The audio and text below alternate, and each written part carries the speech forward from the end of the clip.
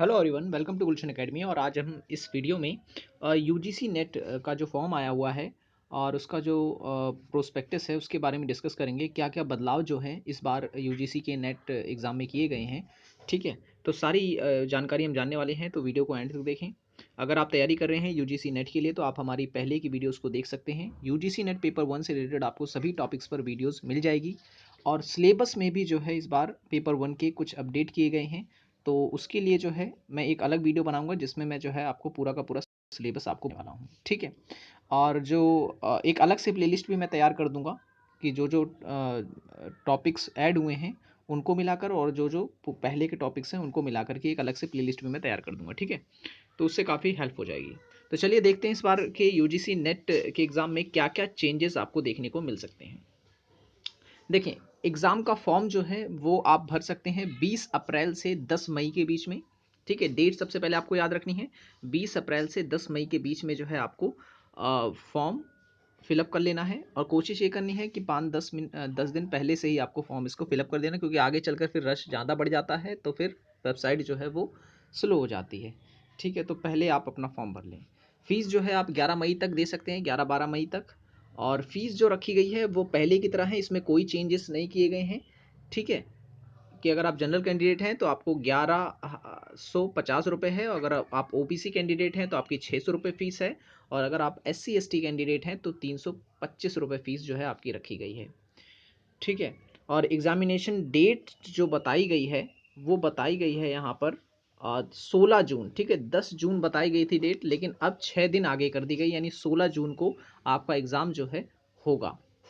ठीक है, और पेपर पैटर्न में अभी तक कोई बदलाव इसमें देखने को नहीं दिया गया है। ठीक है, और हाँ, एनसीएल को लेकर अगर आप ओबीसी कैंडिडेट हैं तो एनसीएल सर्टिफिकेट आपके पास जो है होना चाहिए, और वो सेंट्रल लेवल का होना चाहिए। ठीक है, ये चीज़ आपको याद रखना है।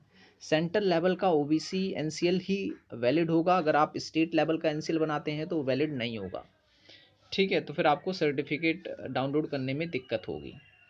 और उसके बाद जो चीज़ ध्यान में रखनी है वो ये है, ठीक है, कि अब जो है आप जब फॉर्म भरेंगे तो आपको वहाँ 3 कैटेगरी दिखाई देगी। ये नया अपडेट जो है यूजीसी के द्वारा किया गया है, और ये अपडेट जो है इसमें आप देखेंगे अगर आप कैटेगरी 1 में अप्लाई करते हैं तो आप जेआरएफ, असिस्टेंट प्रोफेसर और पीएचडी एडमिशन तीनों के लिए अप्लाई कर रहे हैं। ठीक है, लेकिन अगर आपकी एज निकल चुकी है, आप जेआरएफ नहीं अब भर सकते हैं जेआरएफ के लिए, या एलिजिबल नहीं है आप, तो आपको कैटेगरी 2 चुनना होगा, जिसमें आप जेआरएफ के लिए अप्लाई नहीं कर पाएंगे, लेकिन असिस्टेंट प्रोफेसर और पीएचडी के एडमिशन के लिए आप एलिजिबल रहेंगे। और कैटेगरी 3 भी यहाँ पर बता दी गई है कि अगर आपने जेआरएफ निकाल लिया है, असिस्टेंट प्रोफेसर भी निकाल रखा है, लेकिन अगर आप पीएचडी में एडमिशन लेना चाहते हैं तो आपको कैटेगरी 3 फिलअप करना है। ठीक है, तो कैटेगरी 1, कैटेगरी 2, कैटेगरी 3 आपको एग्जाम फॉर्म में देखने को मिलेगी। ठीक है ना, एप्लीकेशन फॉर्म में देखने को मिलेगी। तो ये चीज़ आपको याद रखना है। अब इसमें डाउट ये रहेगा कि भाई कौन किस एज तक जो है जेआरएफ के लिए एलिजिबल हैं और किस एज तक नहीं है, तो ये भी मैं अभी आपको इस वीडियो के एंड तक बताऊंगा। ठीक है, तो देखें, अगर आप तैयारी कर रहे हैं यूजीसी नेट पेपर 1 के लिए तो मैंने जो है अपनी प्लेलिस्ट पेपर 1 से रिलेटेड बना रखी है। लिंक मैंने इस वीडियो के डिस्क्रिप्शन में दे दी है। क्लिक करके आप हमारी सभी वीडियोस को देख सकते हैं पेपर 1 से रिलेटेड, और जो जो अपडेटेड टॉपिक आए हैं सिलेबस में, ठीक है, वो भी उस पर भी वीडियो बनाकर जो है मैं उसी प्लेलिस्ट में डाल दूंगा। ठीक है, एक्सप्लेन वीडियो नाम से हमारी प्लेलिस्ट है, लिंक इस वीडियो के डिस्क्रिप्शन में दे दिया मैंने। ओके, ठीक है, तो यहाँ पर वही चीज़ बताई गई है जो मैंने अभी आपको बताया। अब एग्ज़ाम पैटर्न की अगर हम बात करें तो एग्ज़ाम तो ऑनलाइन ही होगा। ठीक है, अच्छा, एग्जामिनेशन जो होगा वो यहाँ पे लिखा हुआ है कि examination shall be conducted in OMR based only, यानी कि अब आपका एग्ज़ाम जो होगा वो सीबीटी नहीं होगा, OMR बेस्ड होगा। ठीक है, ये कहीं ना कहीं आपको एक बहुत ही बड़ा बदलाव देखने को मिलेगा। पहले सीटेट के एग्ज़ाम में ये चेंजेस किए गए, अब इस बार जो है आपको नेट के एग्ज़ाम में भी जो है OMR बेस्ड एग्ज़ाम देना होगा। एग्ज़ाम का पैटर्न क्या रहेगा? एग्ज़ाम का पैटर्न बिल्कुल पहले जैसा ही है। 3 घंटे का जो है आपका पेपर रहेगा। ठीक है, जिसमें से पेपर 1 और पेपर 2 आपका एक साथ ही होगा।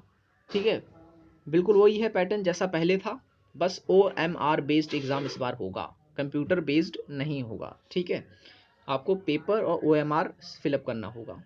और सिलेबस जो है, जो अपडेट वगैरह हुआ है, उसके लिए जो मैं आपको एक अलग वीडियो बना दूंगा जिसमें आपको मैं सिलेबस बताऊंगा, ठीक है। और मार्किंग स्कीम की अगर हम बात करें तो किसी भी प्रकार की कोई नेगेटिव मार्किंग इस बार नहीं रखी गई है, ठीक है ना। कई लोगों को डाउट था कि भाई इस बार नेगेटिव मार्किंग आएगी, पर आप साफ देख सकते हैं यहाँ पर there is no negative marking for incorrect response, ठीक है ना। अगर आप कुछ गलत करते हैं तो उसकी कोई नेगेटिव मार्किंग नहीं है। पर क्वेश्चन 2 मार्क्स का होगा, टोटल 300 मार्क्स का आपका पेपर होगा।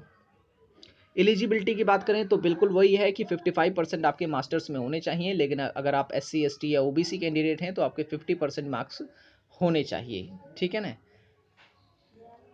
और उसके बाद अच्छा हाँ, कई लोग डाउट होता है कई लोगों को कि अगर पॉइंट भी कम हो रहा है तो क्या अप्लाई कर सकते हैं, तो बिल्कुल नहीं कर सकते आप। अगर आपके मास्टर्स में 49.9 मार्क्स हैं और आप SC ST OBC कैंडिडेट हैं तो आप नहीं कर सकते। और अगर आप जनरल कैंडिडेट हैं और आपके मार्क्स 54.5 या 6 या 7 या 8 या 9 तक भी है तो भी आप अप्लाई नहीं कर सकते। 55 मतलब 55% आपके मास्टर्स में होने ही चाहिए, ठीक है। और जो जानने की बात है वो ये है एज लिमिट। अब कौन सी एज लिमिट तक आप JRF के लिए अप्लाई कर सकते हैं, ये चीज़ भी आपको याद रखनी है। अगर आपकी एज 30 साल है तो आप JRF के लिए अप्लाई कर सकते हैं, 30 साल से ज़्यादा के कैंडिडेट नहीं अप्लाई कर सकते। लेकिन अगर आप SC ST OBC कैंडिडेट हैं तो आपको 5 साल का एज रिलैक्सेशंस भी दिया गया है, यानी कि SC ST OBC कैंडिडेट जो हैं वो 35 साल तक JRF के लिए अप्लाई कर सकते हैं, ठीक है ना। 35 साल तक जो है कर सकते हैं। तो ये चीज़ आपको इसमें याद रखना है। ये कहीं ना कहीं पहले 3 साल थी OBC कैंडिडेट के लिए, अब ये 5 साल कर दी गई है, ये बहुत अच्छी बात है। रिजर्वेशन की अगर हम बात करें तो रिजर्वेशन क्राइटेरिया उतना ही है। SC के लिए 15%, ST के लिए 7.5% और OBC के लिए जो है 27% और EWS के लिए 10% है, ठीक है। तो ये जितने भी चेंजेस थे वो मैंने आपको बता दिए हैं। फॉर्म आपको एकदम सोच समझ के भरना है, लेकिन फिर भी अगर आपकी कोई गलती वगैरह हो जाती है तो करेक्शन की डेट भी इन्होंने बता रखी है कि आप इस समय जो है करेक्शन अपना सुधार सकते हैं, ठीक है। तो उसमें घबराने की कोई बात नहीं है। आपकी अगर कोई गलती होती है तो आप उसे चेंज भी कर सकते हैं, ठीक है। तो आज की वीडियो में इतना ही। आशा करता हूँ ये वीडियो आपको पसंद आया होगा। वीडियो पसंद आया हो तो लाइक ज़रूर कर दें, और अगर आप तैयारी कर रहे हैं पेपर 1 के लिए तो आप हमारी एक बार प्लेलिस्ट ज़रूर देखें, ठीक है। आपको सारा टॉपिक्स वहीं से कवर हो जाएगा, क्योंकि मैंने सिलेबस देखा है, ज़्यादा कुछ अपडेट नहीं हुआ है सिलेबस में, कुछ टॉपिक्स को बस ऐड किया गया है। तो उन टॉपिक्स पर वीडियो बनाकर मैं उसी प्लेलिस्ट में डाल दूंगा, ठीक है। तो UGC net paper 1 explain video के नाम से हमारी प्लेलिस्ट है, लिंक इस वीडियो की डिस्क्रिप्शन में दे दी है, क्लिक करके आप जरूर चेक करें। सो मिलते हैं अब अगली वीडियो में जिसमें मैं आपको सिलेबस के बारे में बताऊंगा। Thanks for watching this video.